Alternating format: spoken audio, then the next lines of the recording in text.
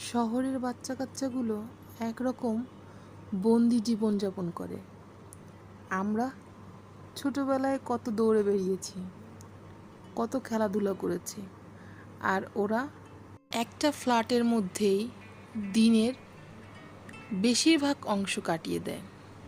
না বাইরে ছোটাছুটি, না দৌড়াদৌড়ি, না খেলার মাঠ, শুধু ওই চার দেয়ালের মাঝে বন্দি জীবনটুকু।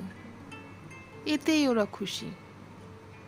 তবুও যখন একটু সময় পায় বের হওয়ার জন্য, তখন ওদের আসল রূপটা দেখা যায়। মুক্ত বিহঙ্গের মতন উঠতে থাকে ওরা। মনে হয় ওদের থেকে সুখী আর কেউ নেই। এই যে আমার ছানাটাকে দেখছেন, ও একটু বাইরে বের হতে পারলেই মনে হয় দুনিয়ার সব থেকে সুখী মানুষ ও।